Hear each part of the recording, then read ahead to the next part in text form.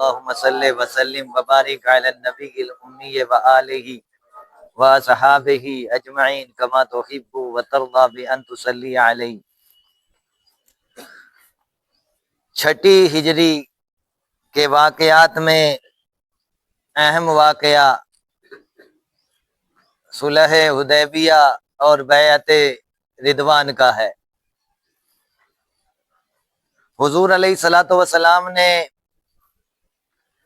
خواب دیکھا کہ آپ مکہ مکرمہ تشریف لے گئے اور ارکان عمرہ ادا کیے،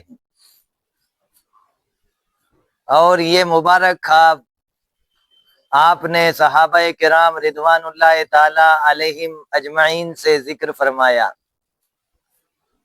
تو اب صحابہ کے دلوں میں جو بجھی ہوئی چنگاری شوق مکہ کی تھی اور زیارت کعبہ کی تھی، وہ پھر سے جل اٹھی۔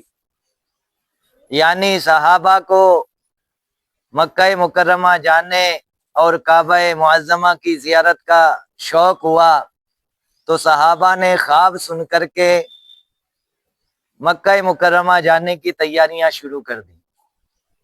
حضور علیہ الصلوۃ والسلام سے عرض کیا کہ اب تو پھر ہمیں عمرہ کرنا چاہیے۔ حضور علیہ الصلوۃ والسلام بھی تیار ہوئے، قصوہ نامی اونٹنی پر سوار ہوئے، اور پھر حضور علیہ الصلوۃ والسلام اونٹنی پر سوار ہو کر چلے، حدیبیہ کے مقام تک پہنچے تھے کہ کفار نے یہ سمجھا کہ مسلمان مکے پر چڑھائی کے لیے آ رہے ہیں۔ تو بدیل بن ورقہ خزاعی یہ مسلمانوں کے قافلے میں آئے، حالات کا جائزہ لیا، گفتگو بھی کی، پتہ چلا کہ مسلمان صرف عمرہ کرنے کے لیے آئے ہیں، کسی جنگ کے ارادے سے نہیں آئے، اور ادھر کفار نے پوری جنگ کی تیاری کر لی تھی۔ حضور علیہ الصلوۃ والسلام نے حالات ملاحظہ فرمائے، مسلمان احرام کی حالت میں ہیں جس میں جوں مارنے کی بھی اجازت نہیں ہے، دوسری چیز تو اور اٹھانا درکار، اور ادھر کفار پورا ہتھیار لیے ہوئے سامنے جنگ پر آمادہ تھے۔ حضور علیہ الصلوۃ والسلام نے صلح کی پیشکش کو ہی بہترین اس کا حل سمجھا۔ بہرحال بدیل چلے گئے کفار کے پاس اور ان سے کہا کہ محمد عربی صلی اللہ علیہ وسلم اور ان کے جانثار جو ساتھ میں آئے ہیں وہ احرام کی حالت میں ہیں اور صرف عمرہ کی غرض سے آئے ہیں، لڑنے کے لیے نہیں آئے ہیں، لہذا میرا تو ماننا یہ ہے کہ وہ جنگ نہیں کریں گے۔ بہرحال پھر عروہ بن مسعود آئے، انہوں نے بھی گفتگو کی، دوران گفتگو کچھ باتیں بھی ہوئی، اور پھر انہوں نے صحابہ کی حالات کا جائزہ لیا کہ حضور علیہ الصلوۃ والسلام وضو کی تیاری کیے، تو صحابہ پانی لے کر کے آئے، تو دیکھا حضور علیہ الصلوۃ والسلام نے اپنے دونوں ہاتھوں کو گٹوں سمیت دھویا، لیکن صحابہ نے حضور علیہ الصلوۃ والسلام کے ہاتھوں کے دھون کو زمین پر گرنے نہیں دیا، بلکہ لپک لپک کر کے حضور علیہ الصلوۃ والسلام کے دھون کو اپنے ہاتھوں میں لینے کی کوشش کر رہے تھے۔ حضور علیہ الصلوۃ والسلام نے کلی فرمائی تو آب دہن کو انہوں نے زمین پر گرنے نہیں دیا۔